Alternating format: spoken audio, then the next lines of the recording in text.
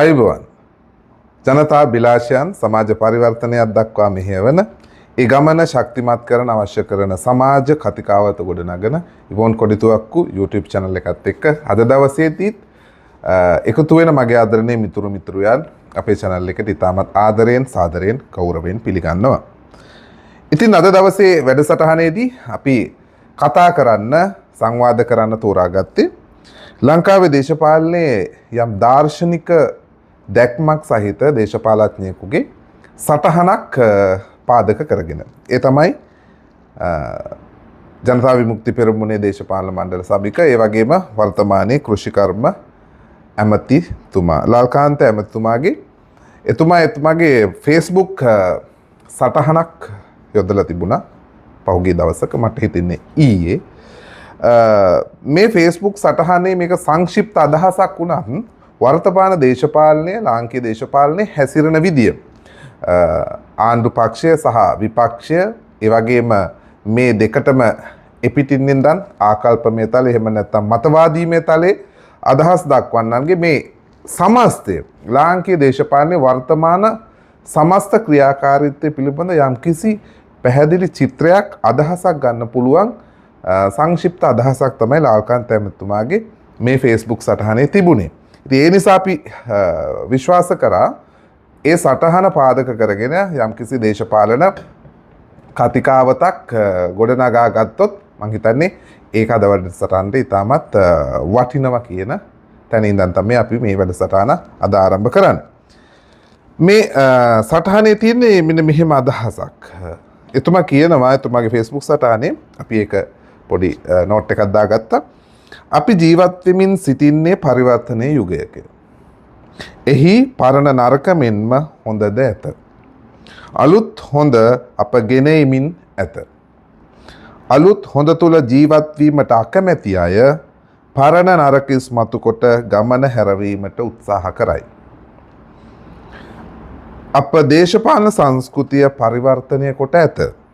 ආර්ථික සමාජ සංස්කෘතික වෙනසකට සියල්ලන්ම කැපවිය යුතුය.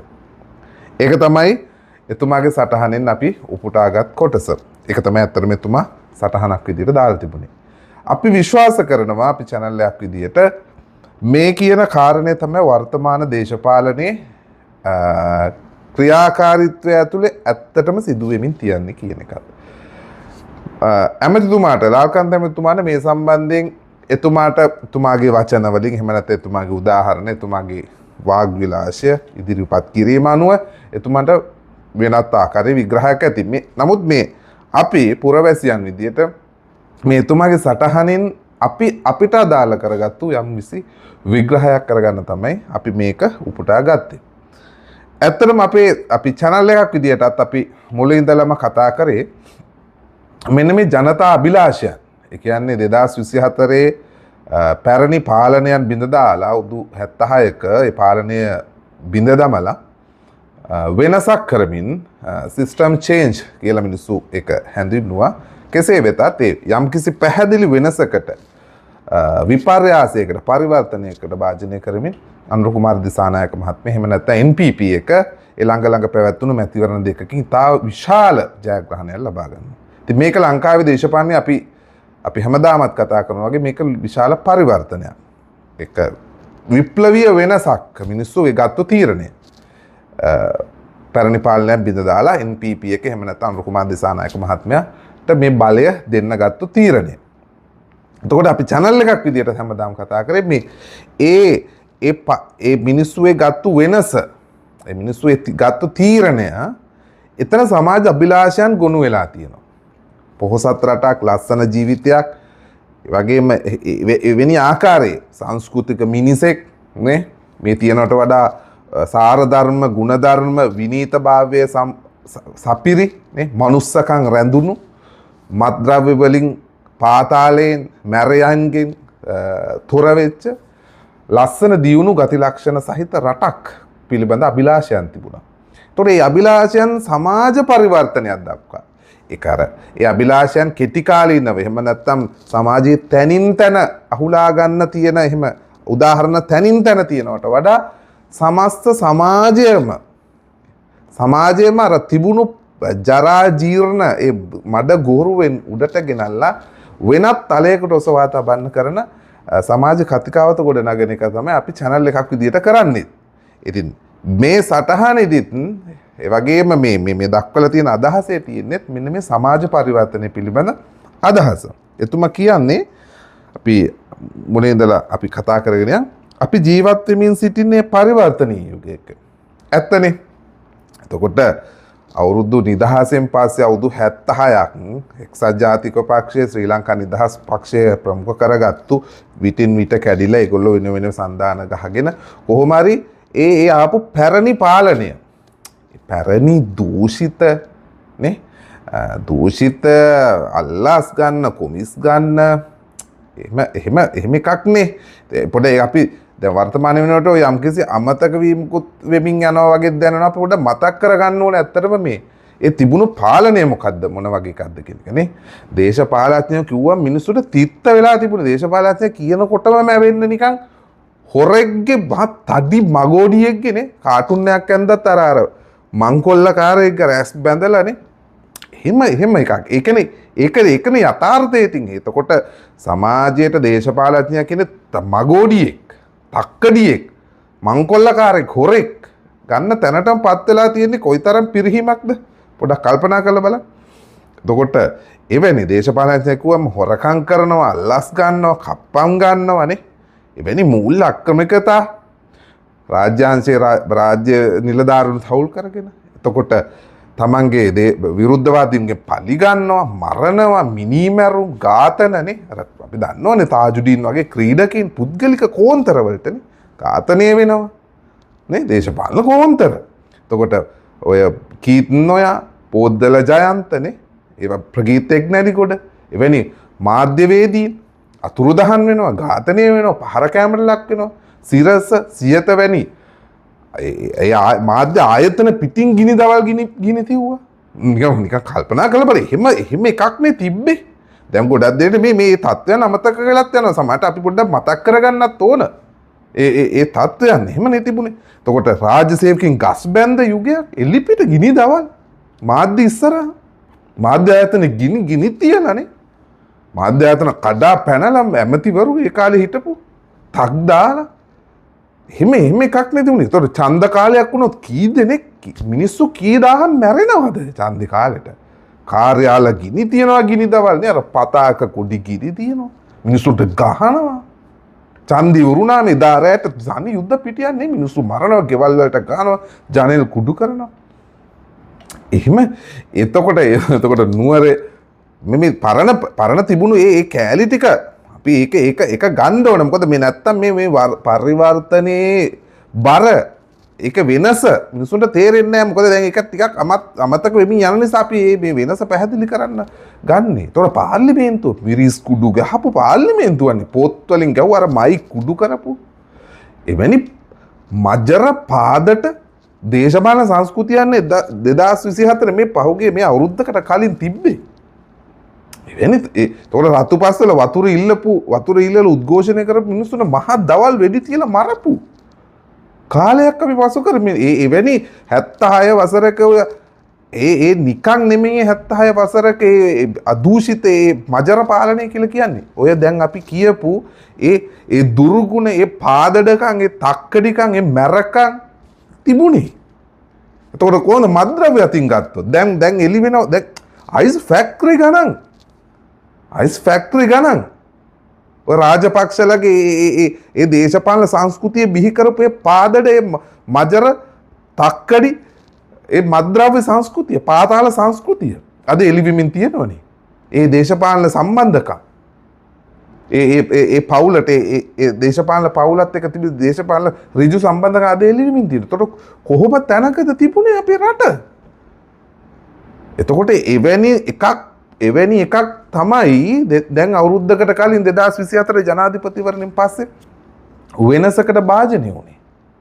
අන්න ඒක අපි පොඩ්ඩක් මතක් කරගන්න තමයි අපි ඉතින් කිව්වේ. ඒක අප ජීවත් වෙමින් සිටි පරිවර්තනීය යුගයක කියන්නේ.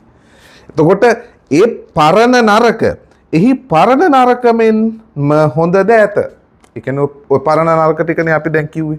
ඔය දැන් ඒ පරණ දේශපාලඥයන් විසින් කරපු ඒ හොරකම් මැරකම් පාදඩකම් ජඩකම් ඒ ටික කිව්වේ. ඒ වගේම ඒ පැරණි ඒ 76 වසරේ යම් හොඳ දේවලුත් නැතුවම නෙමෙයි. අපි ඒක බැහැර කරන්නෙත් නැහැ. විශේෂයෙන්ම නිදහස් අධ්‍යාපනය, නිදහස් සෞඛ්‍ය.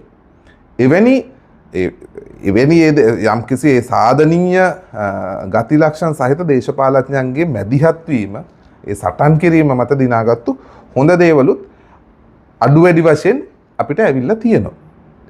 එවැනි දේවල් ටිකකුත් තියෙනවා. එතකොට අර බහුතරය නරක වෙද්දි හොඳ දේවල් ටිකකුත් ඇවිත් තියෙනවා. ඊට පස්සේ කියනවා අලුත් හොඳ අපි ගෙන එමින් නැත. ඒ කියන්නේ කවුද අපි මේ කියලා අදහස් කරන්නේ? මේ කියන්නේ මාලිමාව එහෙම නැත්නම් ජාතික ජන බලවේගයේ විසින් ඒ කියන්නේ දැන් 2024 සැප්තැම්බර් 21 ජනාධිපතිතුමන් පස්සේ මේ ගත වුණු මේ වසරක කාලය තුල අපි විසින් අලුත් හොඳ සමාජයට ගෙන එමින් නැත. මොනවද මේ අලුත් හොඳ?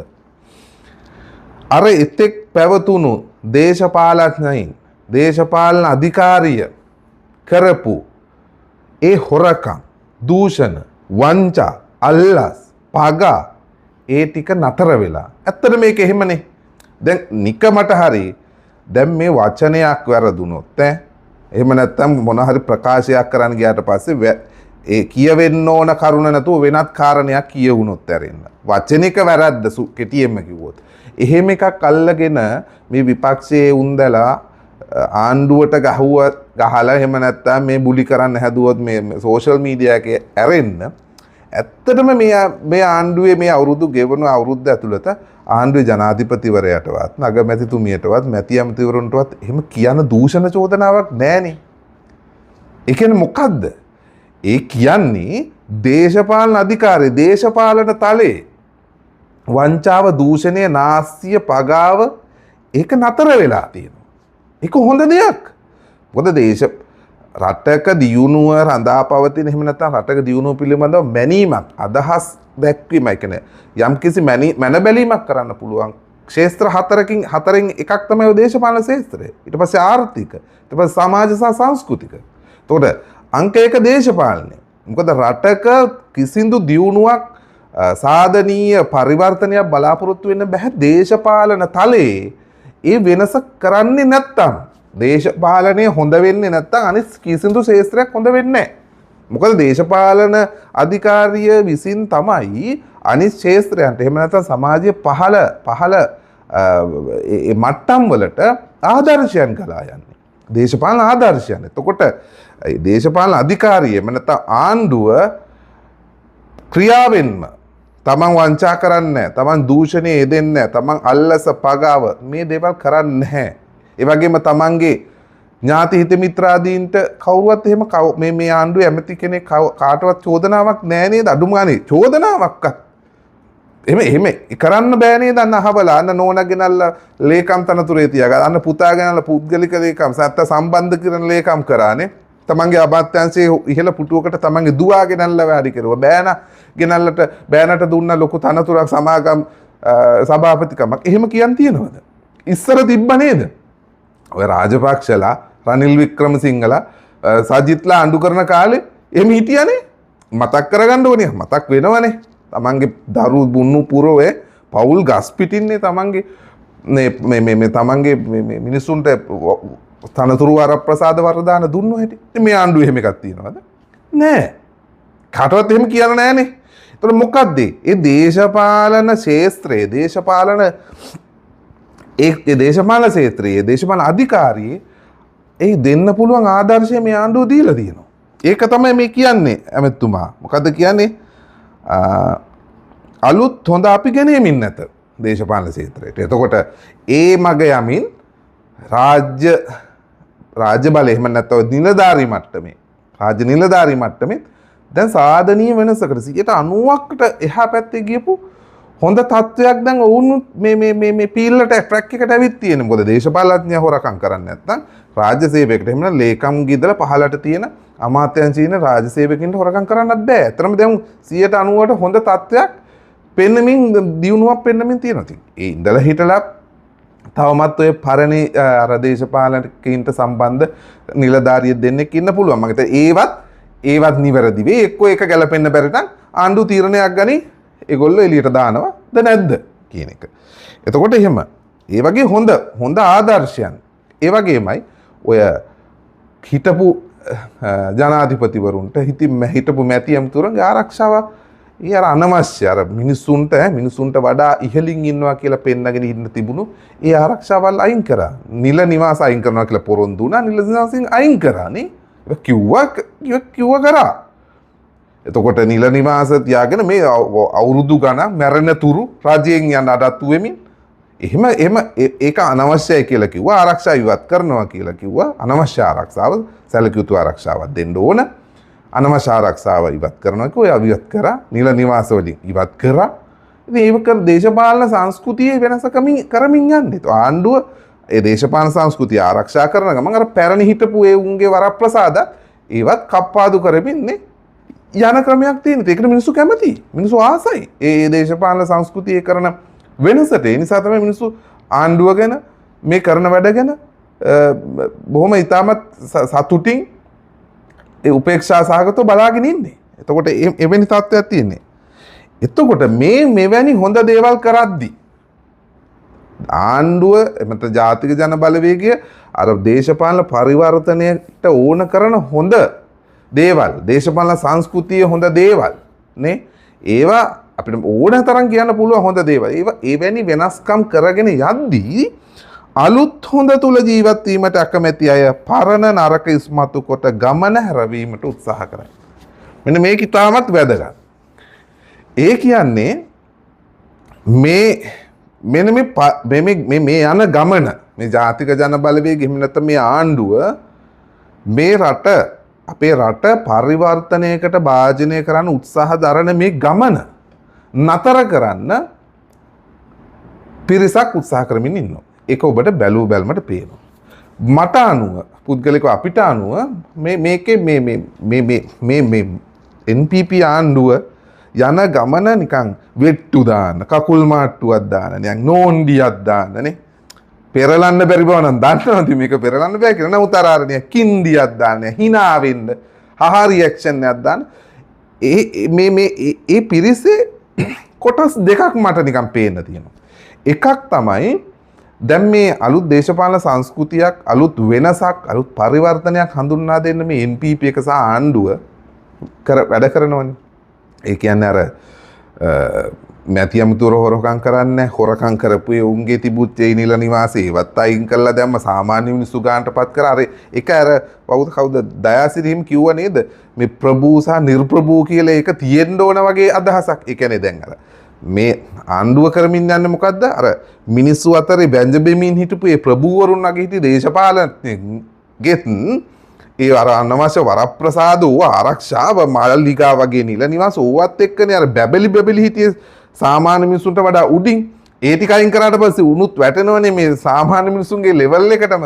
ඒකට කැමති නැති එකනේ අර කිව්වේ මිනිස්සු ප්‍රභූ සහ නිර්ප්‍රභූ ඒ කතන්දරේ.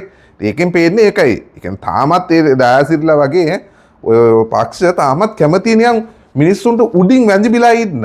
ඒක කඩලානේ තියෙන්නේ දැන්. කඩමින් යන්නේ නේ. එතකොට මත්ද්‍රව්‍ය අල්ලනවා පාතාලේ මර්ධනය කරමින් යනවානේ. මහා පාතාල කෙරුම රටවල් හිටපු උන් කුදලගෙන ආවා. දැන් අර දවසේ වෙඩිල්ල නැහනේ.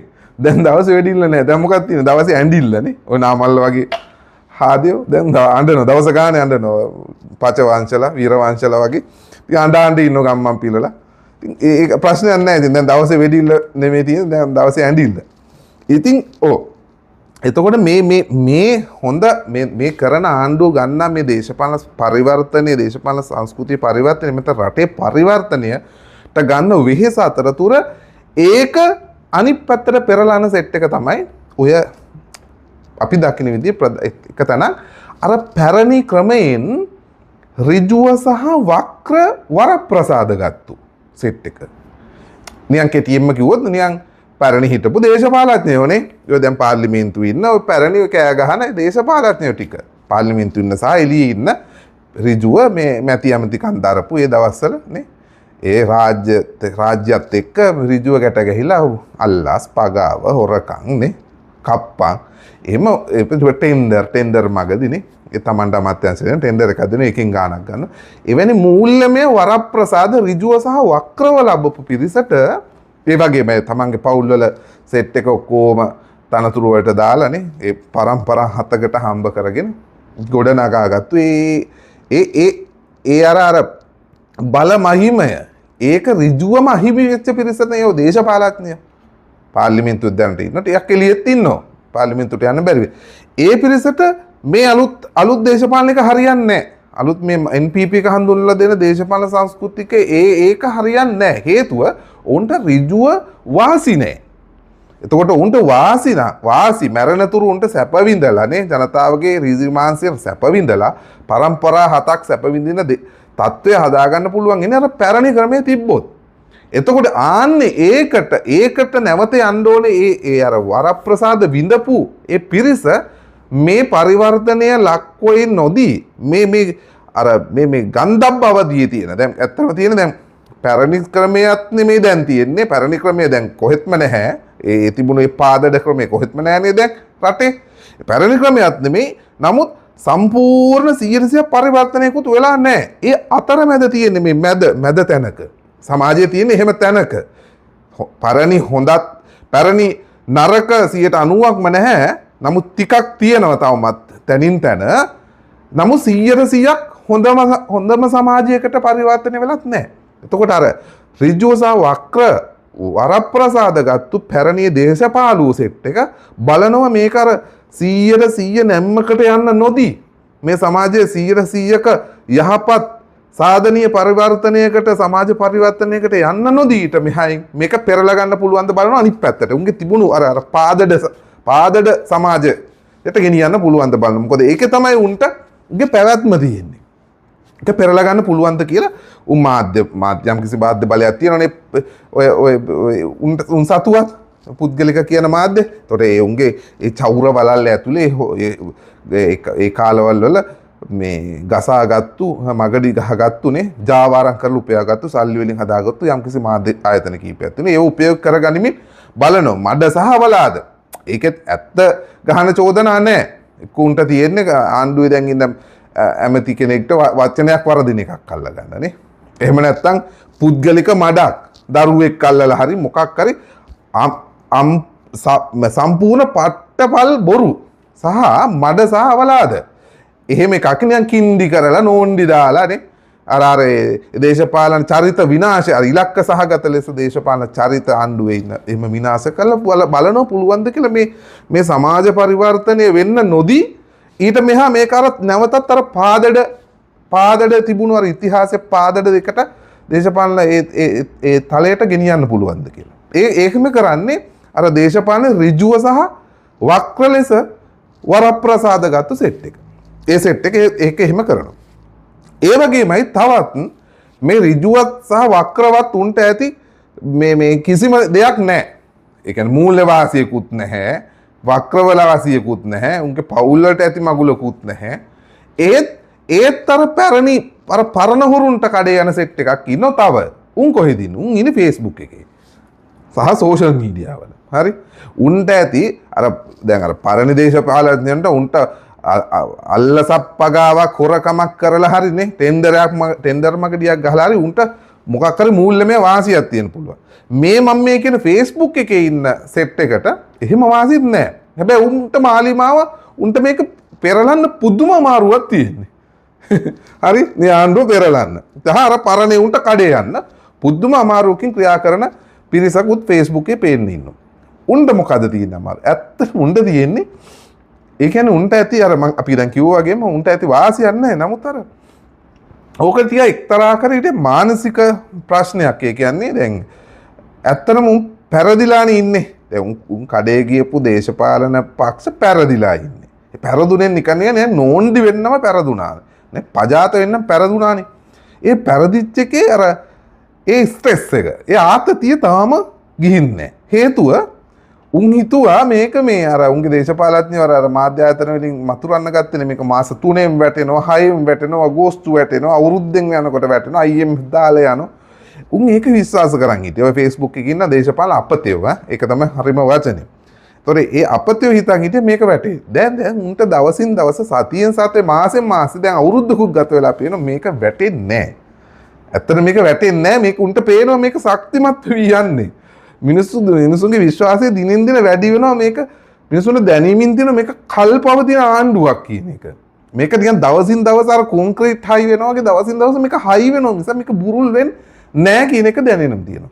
අර ඒ දැනෙනකොට උන්ට දැනෙන ස්ට්‍රෙස් එක උන්ගේ ආතතිය තමයි අර Facebook එකේ මඩ හැලි ෂෙයා කරන මඩ ලියන මාලිමාවේ මොකක් හරි හොඳ දෙයක් හොඳ වැඩක් කරාට පස්සේ ඒව හා රියැක්ෂන් දාන.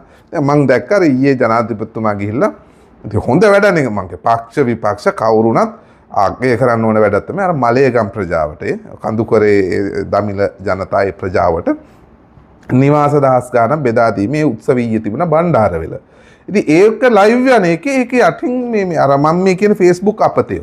ඒ කියන්නේ මෙලෝ මගුලක මේ වරදානයක් උන්ට ලාභයක් නැහැ. නමුත් අර උන්ගේ අර තියෙන අර වහල්කමයි අර හීනමානය සහ උන්ට තියෙන අර ආතතියත් එක්ක දානවා මේ අපිට පාන්ද.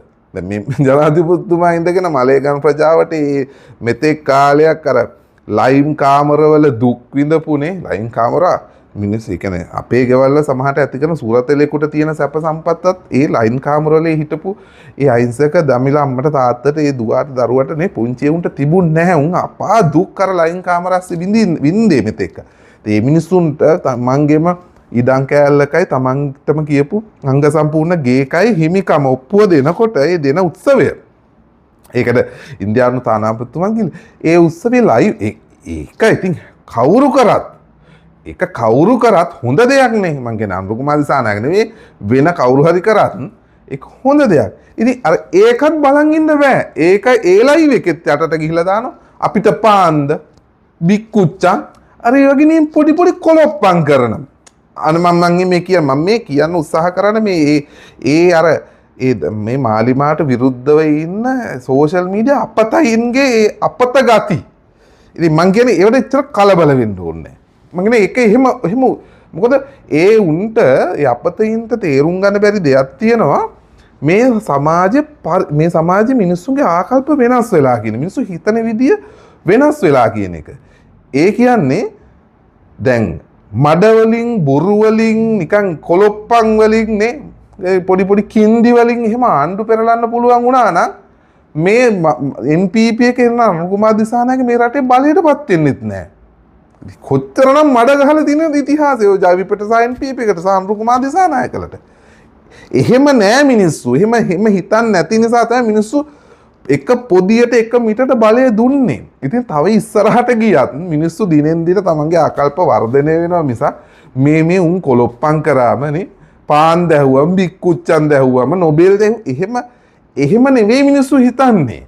මිනිස්සු ඊට වඩා වෙනස්. ඉතින් උන්ට හැමදාම ඔය කොලොප්පම් කර ඉන්න පුළුවන්. ඉතින් අර ඒ නිසා ඒක තමයි අර මේක කියන්නේ අලුත් හොඳ තුල ජීවත් වීමට අකමැති අය පරණ නරක ඉස්මතු කිරීමට ඉස්මතු කොට ගමන හැරවීමට උත්සාහ කරයි කියලා මේක කියන්නේ. ඒක එහෙම තමයි. මං කියන්නේ ඒකට බය වෙන්න ඕනේ නැහැ. ඒකට බය වෙන්න ඕනේ ඒ අර තව එකක් ඔය Facebook තියෙන ඒ Facebook එකේ ඔය මේ මාලිමාට විරුද්ධ සෙට් එකට තියෙන තව එකක් ඔය වාසියක් නැති සෙට් එකට මම මේ කියන්නේ. මේ අර පොඩි හීනමානයක් තියෙනවා තමන්ගේ යාළුවෝ ඉන්න සමහරවිට මාලිමාවෙන්ට ඡන්දේ දීලා මාලිමාව වෙනුවෙන් පෙනී සිටිනනේ. ඒ යාළුවෝ ටිකක් අර තමන් Facebook එකේ හරි මොකක් හරි පෝස්ට් එකක් ෂෙයා කරා ටිකක් ආත්ම විශ්වාසයක් ඇතුව ටිකක් අභිමාණයෙන්. මොකද අපේ ආණ්ඩුව වැඩ කරනවා දැන්. අපේ ආණ්ඩුව පරණ හුරු අල්ලනවා. අපේ ආණ්ඩුව අයිස් ෆැක්ටරි ගණන් අල්ලනවා නේ.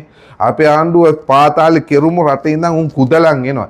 ඒක සම්බන්ධයෙන් නිකන් ආණ්ඩුව දවසින් දවස ආණ්ඩුව ස්ථාවරයි.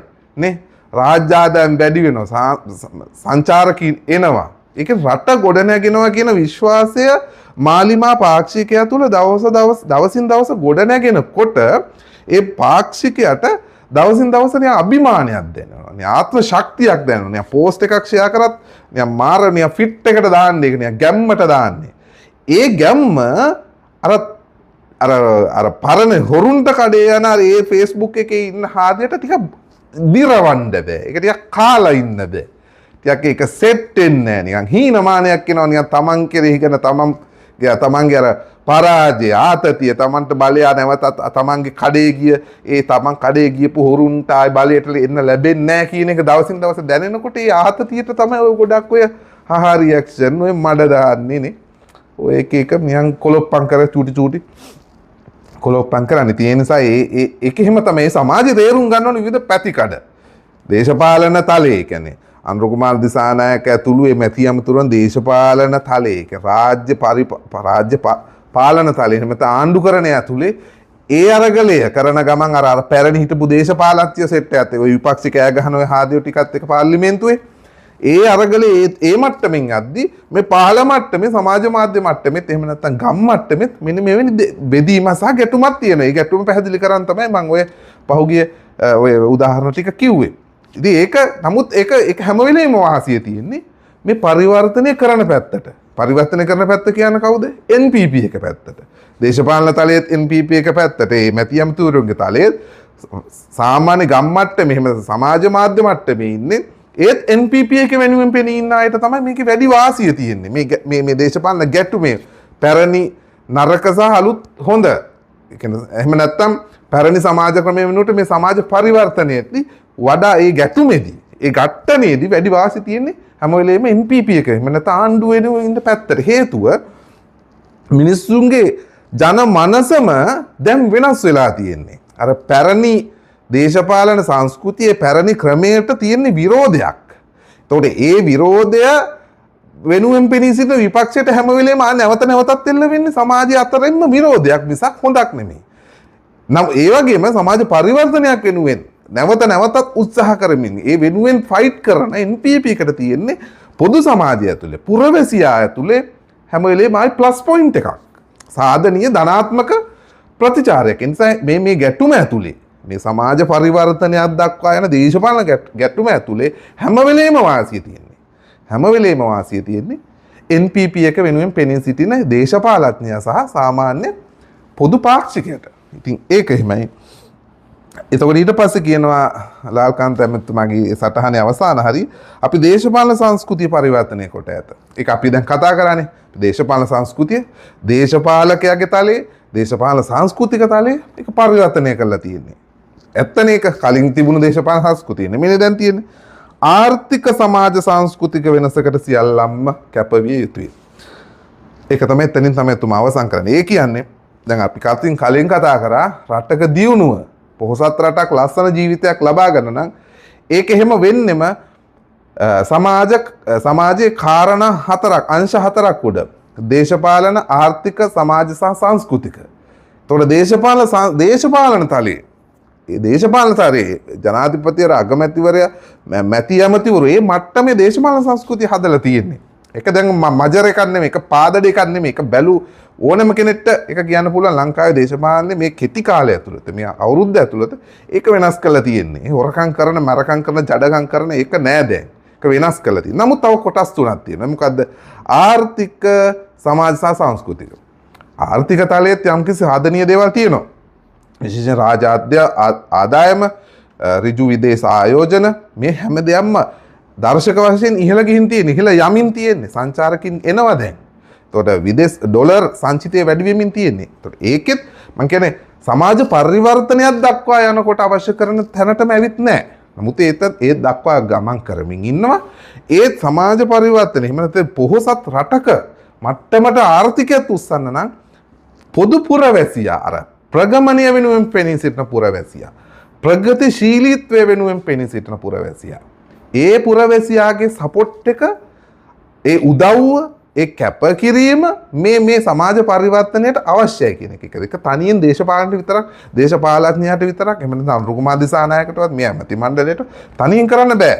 මේ සමාජ පරිවර්තනය බලාපොරොත්තු වුණු, මේ සමාජ පරිවර්තනය ප්‍රාර්ථනා කර පොදු මහත් පුරවැසියා Tamanට හැකි පමණින් අඩුම ගානේ මතවාදී මේ ලෙස හෝ මේ සමාජ පරිවර්තනයට දායක වෙන්න ඕනේ. එහෙම වුණොත් තමයි අපිට මේක තනිකරම සමාජ පරිවර්තනයක් දක්වා මේකට පෙරලා ගන්න පුළුවන් වෙන්නේ. ඒක වෙනකොට ඊට පස්සේ අර ඊළඟට කියන් තියෙන සමාජ සහ සංස්කෘතික තලයේ ඒ අදාළ අංශ ටික ඇති වෙනවා. මොකද දේශපාලනය හොඳ වෙලා ආර්ථිකය හොඳ වෙනකොට සමාජයේත් ඔය ගොඩක් තියෙන දුර්ගුණනේ සාර ධර්ම පිළිබඳ ඒ ප්‍රශ්නයේ ඉෂුස් ටික දන්නේ නැතුව ඒ විසදෙනවා. මොකද හොඳ සමාජයක් ඇතුලේ හොඳ දියුණු සමාජයක් ඇතුලේ මිනිහ හැසිරෙන විදියයි පරිහානියටපත් වෙච්ච ජරා ජීර්ණ සමාජයක් ඇතුලේ මිනිහෙක් හැසිරෙන විදිය දෙකක්.